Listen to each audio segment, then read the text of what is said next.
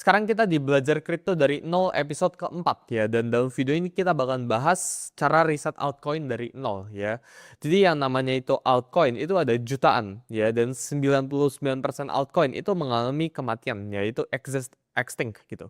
Altcoinnya itu udah nggak ada lagi ya, alias mengalami penurunan 99% ya sepanjang time frame 5 tahun.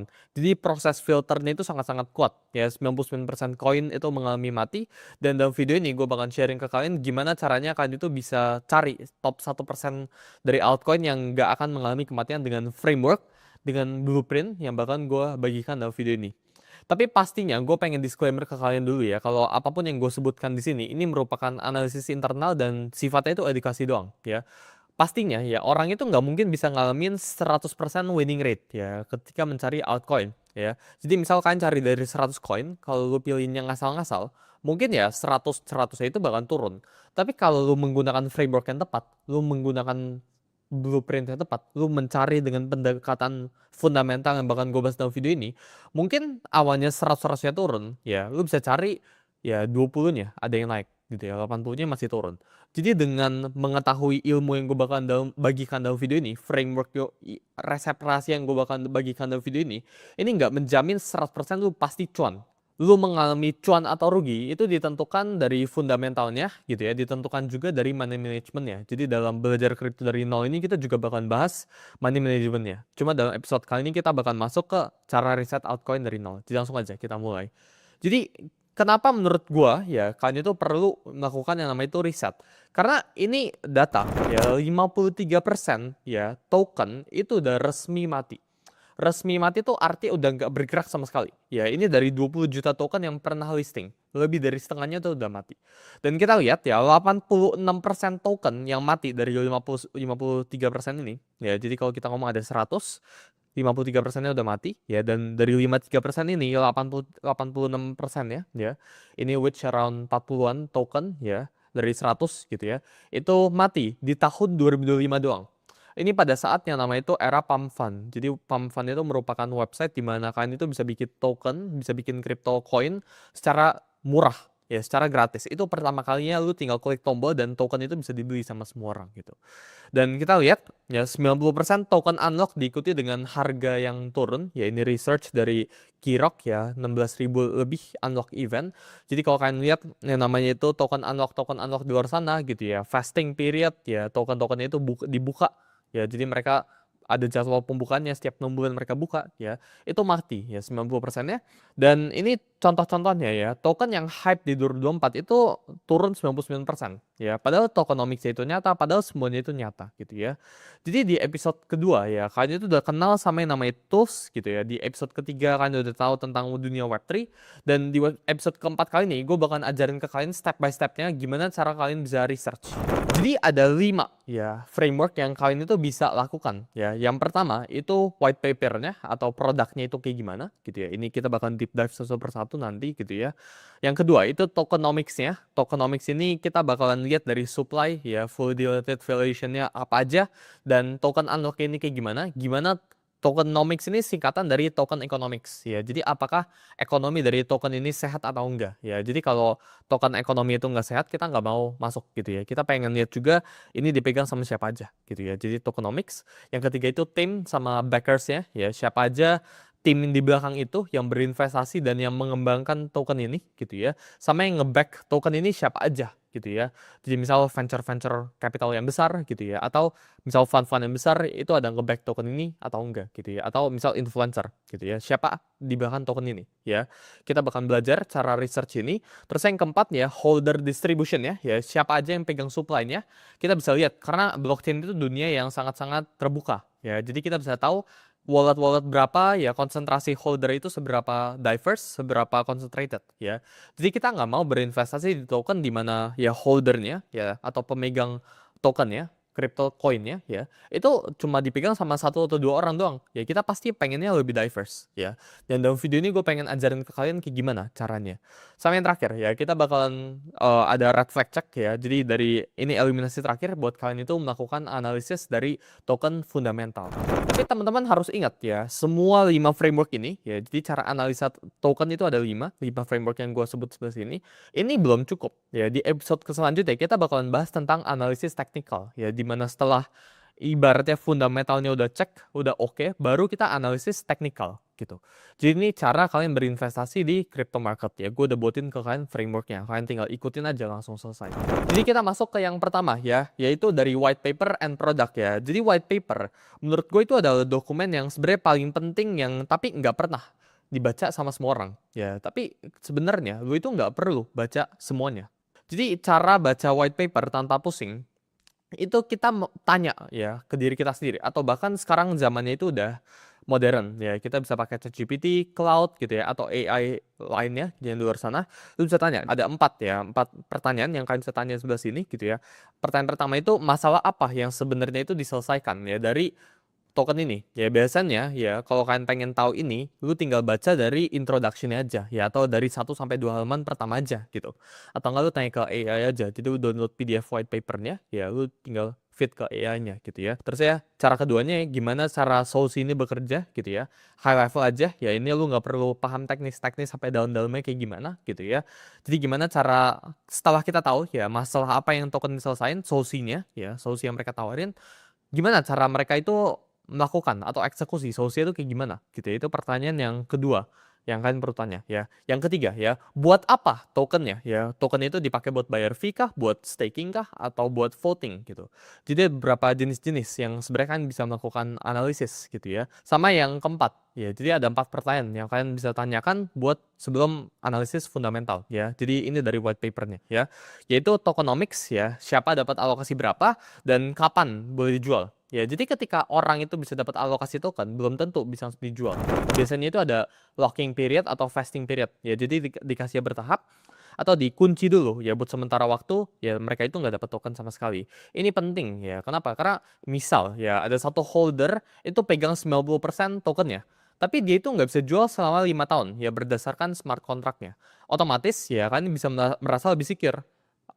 Karena nggak ada orang yang bisa ngebuang barangnya gitu ya. Yang kalian nggak perlu ya dari baca white paper, gue sering banget lihat di luar baik banget sana ya, orang-orangnya sering baca ya. Jadi sering banget di white paper Bitcoin contohnya ya, itu ada rumus matematika atau formal proof-nya itu kayak gimana gitu ya. Wallet address-nya semuanya dibagiin gitu ya. Itu lu nggak perlu. Detail kriptografinya ya, ini lu nggak perlu juga, lu tinggal skip. Legal disclaimer ya yang berhalaman-halaman gitu ya. Biasanya itu cuma buat nge-publish-nya aja. Terus ya jargon marketingnya. Biasanya dari sisi websitenya ya itu ada revolutionary ya, next gen, game changing, ya itu lu udah skip semua gitu ya. Jadi lu skip gitu ya. Tapi lu cari ya apakah white papernya itu menjawab keempat solusi ini ya. Kalau menjawab, lu bisa lanjut ke next stepnya gitu ya. Jadi contohnya Hyperliquid ya, gue kasih ke kalian contohnya ya. Hyperliquid ini kita breakdown ya dari pertama ya, sesuai yang gue tadi bilang di slide sebelumnya ya. Masalah apa pertama yang kita selesaikan ya, solusinya itu kayak gimana, tokennya itu ngapain ya, sama yang terakhir ya tokenomics itu kayak gimana gitu ya. Jadi masalah apa yang Hyperliquid ini selesaikan? Yang pertama itu perpetual trading fee ya, futures tanpa jatuh tempo yang cepat dan murah, biasanya cuma ada di checks. Artinya kita harus titipin duit kita ke pihak ketiga ya, dan ini masalah ya buat teman-teman yang ada di 2022. Ini sempat terjadi kebangkrutan atau declare bankruptcy dari exchange ya, yaitu FTX. FTX sempat meledak kasusnya gitu ya. Jadi orang tuh nggak percaya sama exchange dulu. Ini masalah yang Hyperliquid ini selesaikan. Ini secara singkat gitu ya. Solusinya ya, apa yang Hyperliquid ini lakukan? Hyperliquid ini bangun blockchain ya, layer 1 sendiri dengan order book full on chain ya. Kecepatan ini lebih cepat daripada atau bahkan mirip ya kayak checks, tapi dananya ini tetap di wallet kita sendiri. Ya, jadi ini solusinya itu lu nggak perlu lagi ya titipin duit lu itu ke third party ya. Ini udah full decentralized ya. Jadi masalahnya udah dijawab, solusinya juga udah dijawab gitu ya. Terus saya tokennya ngapain? Ini juga faktor yang paling penting ya, nomor 3 nih ya.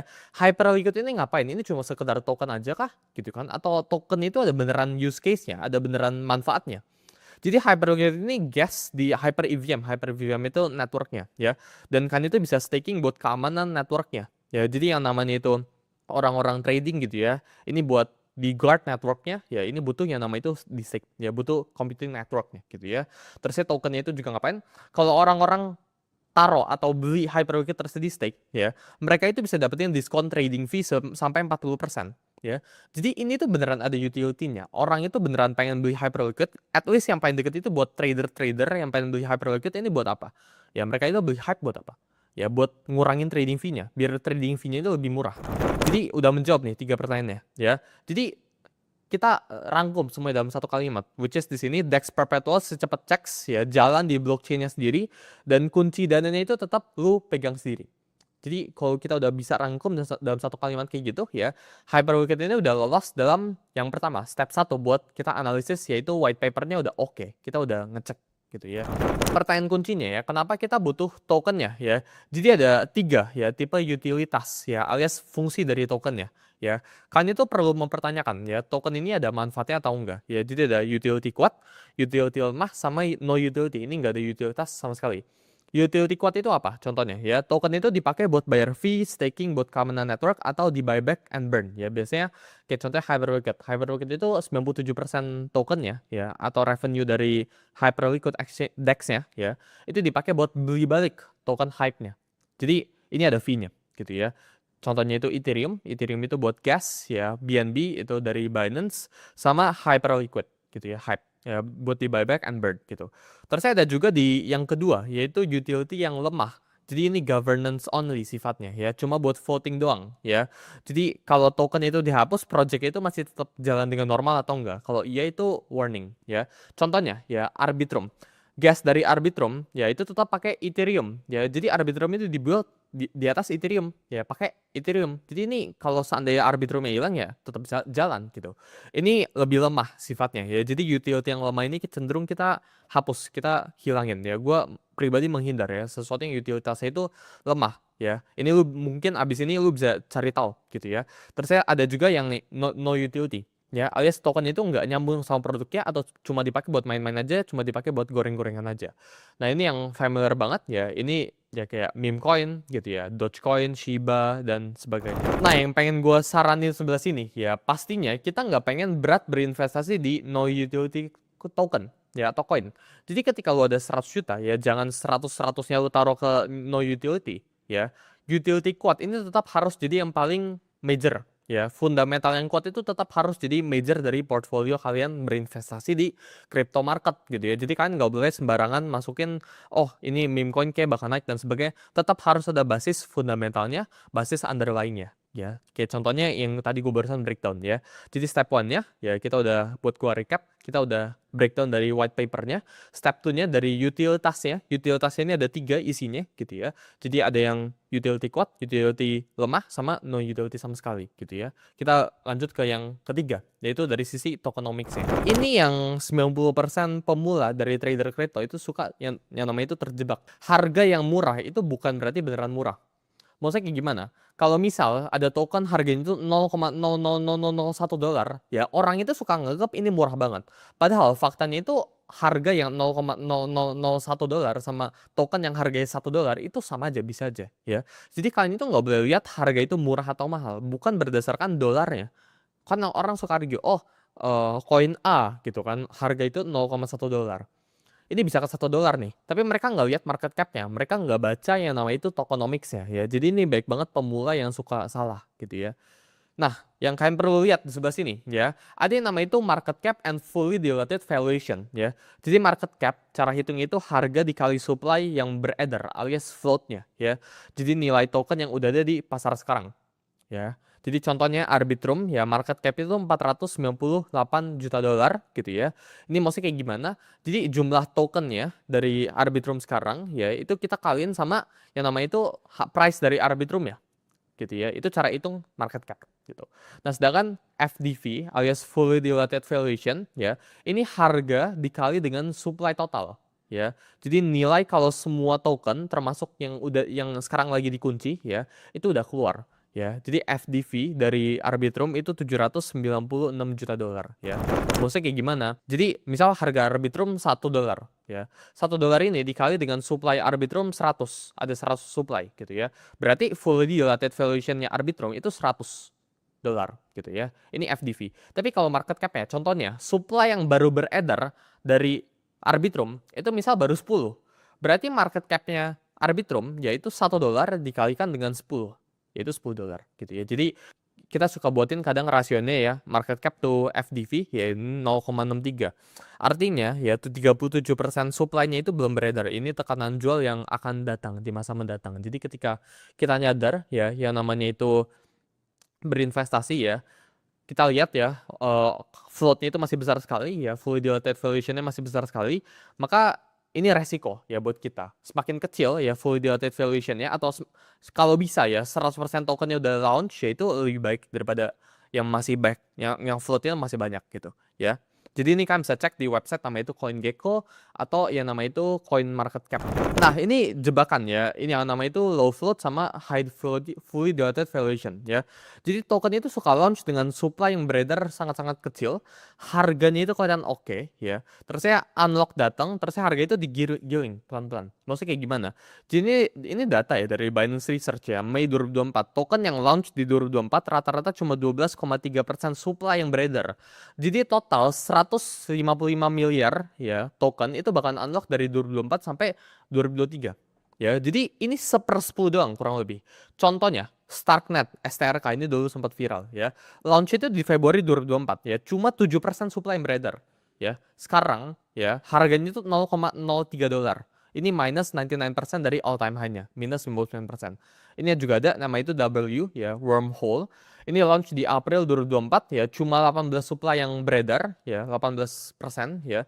Terusnya awal launch ya, debut itu 1 dolar ya, 0,66. Ini ambles turun ya, 99% dari all time high-nya. Jadi ini bukan berarti project itu jelek, tapi match supply-nya itu yang membunuh harganya ya. Jadi kita jangan ya, kita harus pastikan ya, kita nggak beli di valuasi yang terlalu tinggi. Nah cara tahu ini valuasi ketinggian atau enggak, kita melakukan yang namanya itu comparing. Ya, jadi kita comparing dengan top 100 ya, apakah coin ini worth it untuk ditaruh di top jajaran ini atau enggak gitu ya. Misal gue pengen beli coin di top 60 gitu ya. Terus saya gue compare dulu, oh ini ada token di top 70, top 50 juga ada, top 40 juga ada. Ya gue compare market cap-nya, gue compare FDV-nya. Jadi abis ini gue bakal prakteknya langsung ke depan kalian gitu ya. Jadi yang ketiga, matrix yang kalian bisa lihat intinya itu tokenomics ya. Ya, tokenomics ini lu nggak boleh salah lihat dan pastiin kalian tahu ya kalau harga dari suatu token atau suatu koin itu sama sekali tidak berpengaruh ya terhadap ini koin masih bakal naik atau masih murah atau enggak. 0,1 dolar ya itu bukan berarti lebih murah daripada 100 dolar. Ini cuma tergantung market cap-nya aja berapa gitu ya. Dan karena itu harus pastiin ya buat hati-hati jebakan dari low float dari token-token yang available dan yang kan bakalan masuk nanti ke depannya gitu ya. Ada juga yang nama itu unlock schedule ya. Jadi ini di mana jadwal itu banjir dengan yang namanya itu supply ya. Jadi ini riset dari Kirok ya atau 16.000 lebih ya unlock event ya. Jadi 90% ya unlock event itu diikuti sama penurunan harga ya.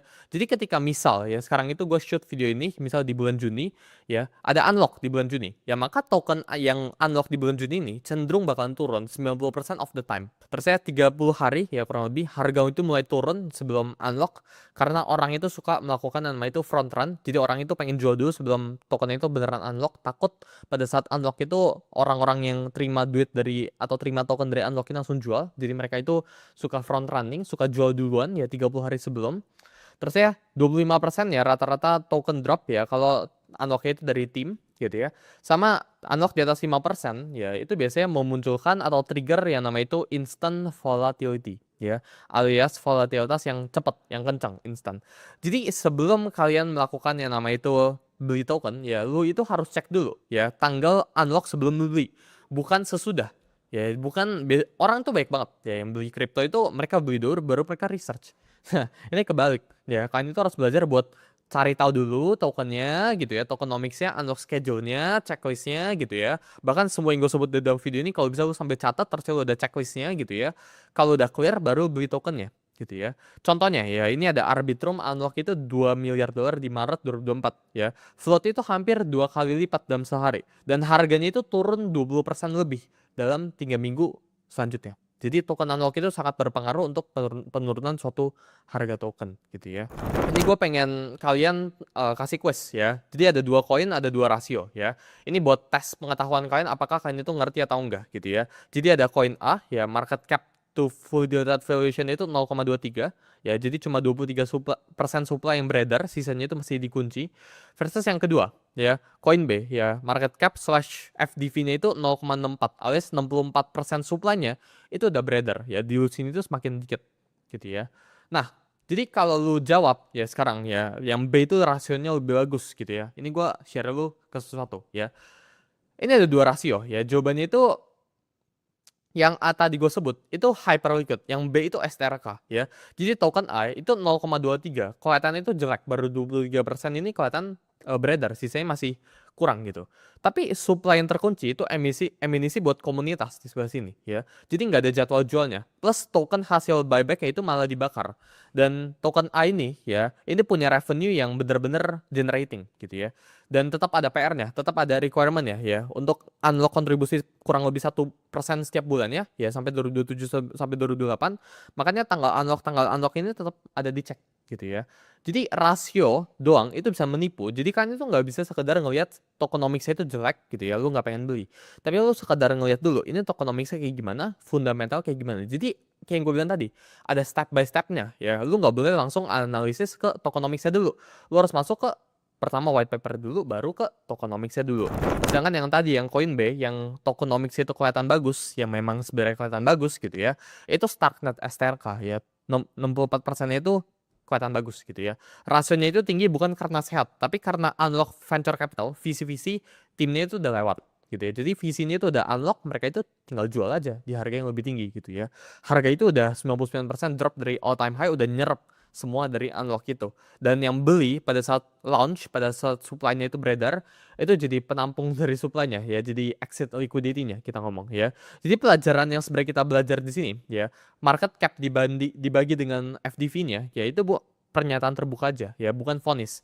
Jadi yang sebenarnya kita cari ya, siapa yang pegang supply kuncinya dan kapan keluarnya ya, bukan rasionya berapa gitu. Jadi kita next ya, tools buat kalian cek yang namanya itu tokenomics, ini ada berapa ya. CoinGecko ini biasanya unfamiliar, tokenomist, tokenomist.ai ini juga ada. CryptoRank ini yang paling sering buat lu ngecek sekaligus visi-visinya itu pegang apa aja. DeFi Lama ya, itu di website namanya itu defilama.com/unlock gitu ya, sama Dropstep ya. Jadi ada 5 sources ya. Gue pribadi dulu kok kalian sering nonton live gue ya, sering lihat analisis gue di Discord gitu ya, buat yang member ini gue pakai yang namanya itu DeFi Lama sama CryptoRank dulu banget gitu ya. Jadi ini tools buat cek crypto tokenomics, ini 100% gratis. Nah, yang ketiga ya, jadi setelah kita udah figure out ya, yang pertama itu kita breakdown dari white papernya, yang kedua kita breakdown dari tokenomics ya, yang ketiga itu kita lihat dari tim dan siapa orang di belakang dari token ini, siapa yang bangun project ini, dan lebih penting ya di harga berapa mereka itu masuk. Jadi kalau timnya masuk project ini di harga $1, terus sekarang harga tokennya misal di $10 ya, mereka ini cenderung bakal menjual gitu. Tapi kalau timnya itu masuk di harga $1, harga tokennya sekarang misal di $0,5, ini bisa aja membuat insentif buat timnya ini bekerja. Jadi kita harus perhatikan ya, timnya ini masuk atau orang-orang backers ya, orang yang nge-backing project ini itu masuk di harga berapa. Dan biasanya ya, orang yang backing di project-project ini itu biasanya masuk di harga yang lebih rendah gitu. Nah, contohnya buat tim ya, pastikan kalau gue pribadi, gue punya lebih idealis ya, kalau timnya itu docs, timnya itu tunjukin muka ya, jadi nggak anonymous ya, gue lebih suka yang lebih tunjukin muka. Dan timnya itu yang punya track record, project-project sebelumnya itu pernah berhasil atau enggak, atau mereka itu justru pernah ngerak atau nge-scam orang gitu. Kalau mereka itu udah pernah nge-scam orang, pasti ini red flag buat ya kita berinvestasi di projectnya, jadi jangan masuk gitu ya. Kita harus background check sekilas dulu gitu ya. Terus timnya itu masih aktif atau enggak ya, update produknya ya, GitHub-nya lu cek gitu ya, atau mereka itu cuma marketing aja di Twitter, setiap hari ngepost terusnya mereka bayar QL gitu. Nah, ini merupakan red flag yang sebenarnya lu bisa perhatikan gitu ya. Terus lu juga bisa Google namanya ya, jadi misal foundernya Google plus keyword nama itu scam atau lawsuit. Biasanya ini sering muncul. Misal ya lu nggak percaya sama foundernya Hyperliquid, lu cari Jeffrey Yan scam, Jeffrey Yan lawsuit. Nah gitu, lu tinggal cari apakah beneran ada, ya kalau ada biasanya itu bisa jadi red flag gitu. Nah terus saya itu yang tim, ada juga yang namanya itu backers ya, orang yang nge-backing projectnya atau VC-nya di belakangnya. Jadi siapa investornya, round apa, valuasi berapa gitu ya. Jadi round ini kan ada seed ya, ada phase 1, ya phase 2, phase 3 gitu ya, ada A, B, C gitu kan, round A, round B, round C gitu kan. Ini tergantung dari masing-masing gitu ya. Biasanya semakin tinggi roundnya, semakin mahal valuasinya. Jadi VC Tier 1 yaitu ada A16Z ya, Paradigm ya, ini sinyal bagus tapi bukan berarti jaminan ya. Jadi kalian bisa catat mungkin yang sebelah sini ya. Terus kuncinya itu harga masuk venture capital itu biasanya 10 kali lipat sampai 100 kali lipat lebih murah daripada harga lo. Ya, jadi by the time udah listing ya itu biasanya lu udah telat atau enggak, lu harus lihat dulu VC ini apa kepentingannya gitu ya. Dan lu juga bisa cek gitu ya, kapan token VC ini mulai melakukan yang namanya itu unlock gitu ya. Jadi ingat ya, VC itu tetap bisa cuan kali 10 ya, di harga yang lu rugi 80% ya. Jadi misal ya, token A launch di exchange A ya di $100. VC ini bisa aja udah masuk dari $1. Jadi mau $100 ini turun ke $20, ya ini turun 80%, VC ini tetap untung kali 20 gitu. Jadi yang kalian perlu pahamin, ya gue pribadi ya, gue nggak suka token yang diinvest sama VC atau yang ada backingan ya. Gue lebih prefer ya ini for community aja. Nah ini contoh VC yang bagus ya. Ini gue ngambil again contohnya sama yaitu Hyperliquid again. Ini bukan ajakan jual beli investasi buat Hyperliquid gitu ya. Meskipun kita ada series buat cicil Hyperliquid ya. Hyperliquid ini foundernya, timnya ya itu Jeffrey Yan. Kita lihat dari breakdown ya, identitas publiknya itu dia orang Harvard, dia river trading, dia di uh, fund trading besar ya, high frequency trading yang besar gitu ya. Hyperliquid ya ini didanain sendiri ya, mereka itu nolak duit dari VC ya, ini green flag banget. Terus dari produknya ini jalan selama setahun ya, rame dulu sebelum tokennya udah ada gitu ya. Jadi founder ini nggak ngambil token sama sekali gitu ya, produknya udah jalan gitu ya. Sama mereka alias Hyperliquid ini nggak ada yang nama itu alokasi untuk private investor ya, jadi nggak ada unlock buat VC yang bisa bikin sound pressure gitu ya. Sedangkan ya kita lihat red flag-nya. Contoh token itu Terra ya. Terra itu Dawon ya. Di atas kertas ya itu dia itu terkenal ya, vokal. Terus ya visi-visi besar itu nge-backing dia gitu. Tapi faktanya ya, diam-diam itu dia di belakang trading firm ya buat nahan pack dari UST gitu ya. Ini tahun 2021 gitu ya. Terus sambil publik ini bilang ini algoritma gitu ya. Terus saya kebohongannya ini baru kebongkar belakangan ini gitu ya. Terus saya baru di penjara selama 15 tahun gitu ya. Jadi gaya ke kritikusnya itu menghina bukan menjawab data. Nah, yang kalian bisa map data sebelah sini, yang kelihatannya token winners versus losers ini udah langsung kelihatan dengan jelas. Yang winners itu nggak ngambil visi, ya founders itu docs ya, kebuka. Founders itu punya track record yang jelas, dia sekolah di Harvard. Yang satunya itu malah pakai duit yang sama buat di tradingin gitu ya. Jadi ketika kita udah melihat beberapa satu atau dua red flag ya, gue pribadi nggak pengen masuk terlalu besar ke koinnya, atau alokasi gue palingan cuma bakalan kecil banget buat iseng atau buat coba-coba. Cara ceknya itu lu bisa lihat ya dari founders itu critical moments ya, gue bilangnya. Jadi setiap kali mengalami krisis ya, setiap kali mengalami, karena ini kan token VC kan basically kayak bisnis ya. Ketika bisnis ini pasti mengalami krisis ya, gimana cara founder ini menghadapi situasi kritikalnya ya. Kalau mereka itu bagus menurut kalian ya, berarti ini a good token to invest in gitu ya. Jadi tools ya buat kalian cek tim sama funding di belakangnya gitu, ada root data, ada crypto rank funding, DeFi lama raises, sama manual check ya. Ini lu bisa cek di lu manual ceknya di Twitter gitu ya, di LinkedIn, di GitHub. Yang keempat ya, kita bakalan lihat dari sisi holder distribution ya. Jadi on chain ya, kalian perlu tahu itu nggak akan pernah berbohong ya. Jadi kita bisa cek siapa yang pegang supply-nya sebelum mereka itu bisa buang ke kita. Kalau cuma 1-2 orang yang pegang baik banget supply-nya, kita nggak pengen masuk ke token ya. Nah, buat kalian ngecek ya siapa yang pegang tokennya ya, ini ada beberapa website ya. Yang nama itu pertama Etherscan. Etherscan ini tapi susah ya buat lu lihat ya, karena ini lumayan kompleks gitu ya. Terus ada juga SolScan gitu ya. Ada juga Bubble Maps. Bubble Maps ini yang paling familiar, yang gue pribadi pakainya itu Bubble Maps gitu ya. Sama ada Arkham gitu ya. Arkham ini biasanya buat whales doang gitu ya. Susah buat visi-visi ini lebih kompleks tampilannya gitu ya. Gue pribadi suka pakai itu Bubble Maps karena Bubble Maps itu bisa nge-link ke wallet-wallet yang sesama gitu ya. Nah, contoh ya, cara baca top holder ya yang sehat. Misal Hyperliquid ya, ini top walletnya itu kontrak stakingnya itu berlabel dengan jelas gitu ya. Terusnya dana buyback itu transparan di on-chain langsung. Jadi mereka tuh bilang buyback Hyperliquid, itu mereka beneran buyback. Mereka beneran ada addressnya gitu ya. Mereka beneran transparan gitu ya. Jadi institusi ya A16Z yaitu beli Hyperliquid itu di pasar yang open price gitu ya. Harga itu sama kayak kita ya, bukan di private discount atau private sale gitu. Yang bahaya, yang tipikalnya itu rug pull ya, top 10 walletnya yaitu nggak ada labelingnya sama sekali. Umurnya itu baru beberapa minggu, baru beberapa hari, baru launch, walletnya baru. Nah itu langsung red flag buat kalian gitu ya. Lu bisa cek di Bubble Maps gitu ya. Di Bubble Maps juga bubble-nya itu pada nyambung ya, satu sama lain ya. Jadi satu geng itu kayak orang itu nyamar ya, dia itu pura-pura pecahin. Itu namanya itu bundling ya. Jadi lu ngehold sekaligus banyak token sekaligus gitu ya. Dan supply gede itu mulai pindah ke wallet exchange gitu ya. Ini tanda-tanda apa? Tanda-tanda orang itu atau orang dengan top holdernya itu pengen ngelakuin yang namanya itu exit liquidity. Jadi lu tinggal simply ya buka Explorer gitu ya, ke tab holders ya, lihat top 10-nya ada label atau enggak gitu ya. Itu udah nyaring 80% dari sampah yang kalian bakalan beli gitu ya. Ini udah bakalan helpful banget buat kalian. Yang kelima gitu ya. Jadi kita udah screening, gue udah sharing ke kalian cara screening secara singkat fundamental, cara cari altcoin bener-bener dari nol. Gue ajarin tadi dari cara baca white paper apa aja yang kalian perlu perhatiin, tokenomicsnya kayak gimana gitu kan. Terusnya sistem unlocknya, supply team di belakangnya kayak gimana gitu kan. Terusnya sekarang ya kita bakal lihat dari red flag checkers ya. Jadi cek-cek apa aja yang kalian perlu centangin ya di dalam list kalian sebelum beli suatu token ya. Jadi ini eliminasi terakhir ya. Setelah ada banyak nih, udah 4 nih eliminasi filternya. Kalau masih tembus berarti udah bagus. Ini tinggal satu aja checklistnya gitu ya. Jadi ada 6 ya red flag token yang hampir pasti mati. Yang pertama itu yield gede dan dijamin. Ya, jadi kalau mereka itu ngasih return yang tinggi tanpa sumber revenue yang jelas, ya mereka bisa ngasih return 30% fix gitu kan. Nah, itu scam gitu ya. Jadi lo langsung skip ya, meskipun keempat-empatnya tadi lo cek ini bagus gitu ya. Terus yang kedua, ya timnya itu anonim tanpa produk.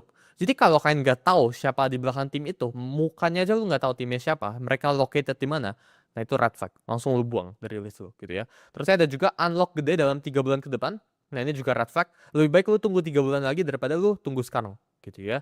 Terus ada juga top 10 holder itu di atas 50%, ya ini concentrated banget lautnya. Gua pribadi kurang suka sama yang seperti kayak gini, jadi gua red flag buat gue pribadi. Terus ini hype doang ya, nggak ada revenue sama sekali ya, ini token yang zero utility kita ngomong ya. Sama white paper itu full jargon gitu ya, kebanyakan bahasa-bahasa fancy, bahasa-bahasa marketing gitu ya. Jadi ini 6 ya red flag token yang hampir gue bisa pastikan mati. Karena kalau kalian cek ya di website namanya itu CoinMarketCap dan sebagainya gitu ya, ini token top 100 itu selalu berubah guys, setiap beberapa hari ya, setiap beberapa siklus, setiap siklus 4 tahun gitu ya, itu berubah gitu ya. Jadi yang kalian perlu pahamin ya, 99 token di crypto itu mengalami extinction, yaitu punah gitu. Jadi kan harus pilih gitu ya, dan pilihnya itu kan harus belajar buat in and out. Never marry your backs ya, jangan pernah lu nikahin koin lu. Jadi jangan pernah lu jatuh cinta sama satu koin lu hold terus sampai bertahun-tahun. Itu sangat kecil probabilitasnya untuk lu mengalami keuntungan. Yang lu bisa hold secara jangka panjang itu cuma Bitcoin. Nah, study case-nya ya, ini red flag dari Terra Luna ya di tahun 2022 ya. Ini Anchor Protocol itu janjiin yield 19,5% stabil buat deposit USD. Nah, ini udah red flag pertama yang gue sebut di belakang tadi ya. Dimana yieldnya itu gede dan dijamin gitu ya. Terusnya USD itu dibilang sebagai stablecoin algoritmik ya, nggak ada collateral beneran ya. Cuma dijaga mint atau di burn Luna ya. Jadi backingannya USD ini Luna, dan Luna ini bisa dicetak gila-gilaan. Ya itu udah red flag juga gitu ya. Jadi harga Luna itu eventually turun dari $119 turun ke $0,01 ya, dari all time high-nya gitu ya. Terus ya 40 miliar dolar ini lenyap gitu ya. Terus saya token Luna ya, ini juga hilang drastis, dicetak gila-gilaan gitu ya. Jadi dalam seminggu ya ekosistem top 3 kripto itu jadi nol tiba-tiba gitu ya. Ini ngelakuin yang namanya itu DPEC. Nah, ini merupakan checklist yang sebenarnya kalian bisa langsung praktekin buat diri kalian masing-masing ya. Jadi ada 10 checklist ya. Jadi lu bisa jelasin atau enggak ya, lu pasti bisa screenshot ini atau tulis ya buat diri lu pribadi. Dan toolsnya semuanya ya di episode kedua sama di episode ini gue udah kasih semua websitenya. Jadi kalian bisa lakuin langsung analisis bu ya. Lu bisa testing ya. Tes dulu kecil-kecil dulu gitu ya. Lihat dulu dari fundamentalnya. Setelah kalian ngerti dari ini semua, kita lanjut ke episode kelima, dimana ini bener-bener nextnya itu kalian harus belajar buat analisis teknikal teknikal. Karena percuma fundamental bagus tapi chartnya itu jelek ya, ini percuma juga ya. Dan teknikal itu fungsinya biar kalian tahu ya, lu nggak rugi, lu bisa enter di harga yang lebih murah atau ini harga lagi sekarang itu kemahalan atau enggak. Jadi sampai jumpa di episode kelima.